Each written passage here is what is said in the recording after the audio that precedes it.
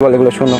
ওর fake ID, মানে ও যে আইডিটা দিয়ে গেম করতেছে ওটা একটা ফেক আইডি, মানে ওর নিজস্ব আইডি। আমার মতো ড্রেস আপ কইরা মনে করেন ওর নিজের ইউআইডি দিয়ে প্রমোশন চালাইতেছে। দেন ও যে ভিডিওগুলো ছাড়ছে জাস্ট আমার কোন লাইভ থেকে ভয়েস কেটে নিয়ে ছাড়ছে, বা আমার কোন আগের ভয়েস বা ভিডিও কেটে নিয়ে ছেড়ে দিচ্ছে। ভাই উমর ভাইয়ের এই হুমকির ভিডিও দেখা ভাই এরম একটা ভয় পাইছে। মানে উমর ভাই বলছিল যে এই নাম্বার দিছিল, ওই কিন্তু এর মাঝে ভিডিও ছাড়ছিল ডায়মন্ড টপ করতো। উমর ভাই তো দেখাইছিল মানে ডায়মন্ড টপ করতো ওই জায়গাতে, ওর কাছে কম দামে ডায়মন্ড টপ করতো।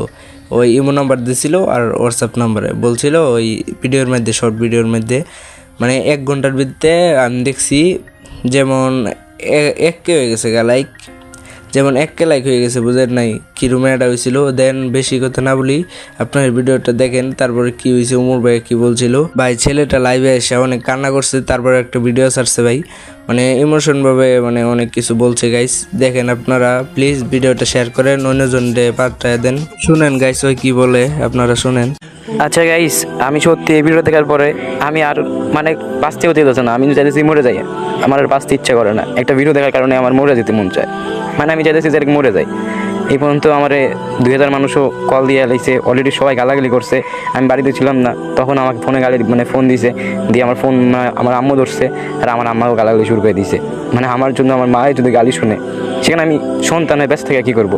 আমি মিডল ফ্যামিলির সন্তান, আমার বাপ একটা মুদিখানার দোকান দিছে, সেটা চালাই। মানে আমি একদম বলতে গেলে গ্রামে থাকি, আর গ্রামের ছেলে কেমন তোমরা জানোই। তো আমার বাচ্চা থাকার মন নাই, আমার কারণে আমার ফ্যামিলিগত অনেক প্রবলেম হয়েছে। হ্যাঁ, আমাকে এখন ব্যস্ত থেকে কী করবো কব? ব্যস্ত থেকে যেগুলো কথা শুনতেছি, মানে একটা মানুষ মরে গেলে এগুলোতে খারাপ হয়ে যাবো। তো উমর ভাই কি বলে এগুলো শোনো। ওর ফেক আইডি, মানে ও যে আইডিটা দিয়ে গেম করতেছে ওটা একটা ফেক আইডি, মানে ওর নিজস্ব আইডি। আমার মতো ড্রেস আপ কইরা মনে করেন ওর নিজের ইউআইডি দিয়ে প্রমোশন চালাইতেছে। দেন ও যে ভিডিওগুলো ছাড়ছে জাস্ট আমার কোন লাইভ থেকে ভয়েস কেটে নিয়ে ছাড়ছে, বা আমার কোন আগের ভয়েস বা ভিডিও কেটে নিয়ে ছেড়ে দিচ্ছে। আরেকটা জিনিস দেখাই, সবচেয়ে যে জিনিসটা আমার কাছে বেশি খারাপ লাগছে সেটা হলো এই দেন, কম দামে ডায়মন্ড টপ আপ টাকার থেকে নিব, টপ আপের জায়গায় টপ আপ না দিয়ে আপনি করে দিব ডাব্বা। তখন না দোষ হয়ে যাবে আমার, যে আমি খাইছি, মানে আমি মাইন্ডসেটটা আমি রাখি যেই কাজ আমি কখনো করি নাই। আর আমি যখনই গেমিং মানে আমার চ্যানেল ছিল তখন আমি কোনো সময় টপ আপের ব্যবসা করি না। ওর নাম্বার আমার কাছে আছে, ওর নাম্বার দিয়ে আমি জিডি করবো বা মামলা করবো। আর এই যে নাম্বার আছে না, এই নাম্বার, তো এইটা আমার নাম্বার ছিল, আর আমার নাম্বার এটা পার্সোনাল ছিল। এই নাম্বারে আমি সব কিছু করা, আমার এগুলো দিই সব। আমার কোনো ইচ্ছে ছিল না যে আমি মানুষের টাকা কামাই রাখাবো। আমার মানে ছিল আমি 2-1 টাকা লাভ করবো টপ করে। আমি কখনো কারো টাকা কামাই রাখাইনি, আর কেউ আমাকে টাকা পাঠাই নাই পর্যন্ত। আর উমর ভাই এইগুলো নিয়ে আমাকে অনেক অনেক কথা বলছে, জিটি করবে, মামলা করবে। ভাই তার ব্যক্তিগত, তার চ্যানেল নাম ভুলে আসছি আমি, একা না, অনেক অনেক আইডিয়া আসছে এভাবে। তো ভাই একটা মানুষের জন্য মরে যেতে মন চেতেছে আমার, সে এইটা করে দিল, আমার ক্যারিয়ার নষ্ট হয়ে গেল। আমার বিস্তারিত ইচ্ছা হচ্ছে না। এই ভিডিওটা বানাইলাম তোমাদের, যারা যারা দেখবা তারা আমাকে গালি দিও, আর কষ্ট করে আনসার করে দিও। চ্যানেলটা আমার লাগবে না, আমার কিছু লাগবে না। ব্যস্ত থাকার ইচ্ছা আমার হারাই গেছে, মনে চাইতেছে যে আমি মরে যাই। ছাদে বসে আছি, আজকে রাতটা আমি কেমনে কাটাবো আমি জানি না।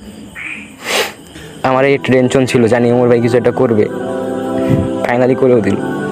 সো তার নাম আমি করছি, সে করবেই।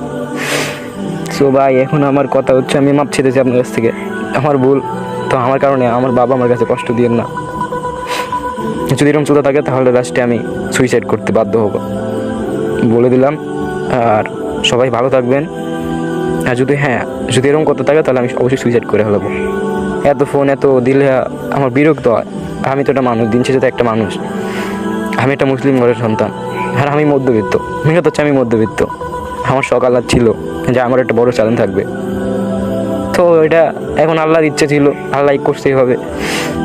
হয়তো এটা আমার সফলতা দেখার ছিল, আল্লাহ করে দিছে। এখন এটা আবার অন্য মানুষের নাম দিয়ে করে দিছে। জানি না ভাই আমার কী হয়েছে না হয়েছে, সব কিছু বাদ। যদি এভাবে যদি আমাকে সত্যি আবার আপনারা ফোন দেন, তো আমি একসময় সুইসাইড করতে বাধ্য হব। সো ভালো থাকবেন সবাই।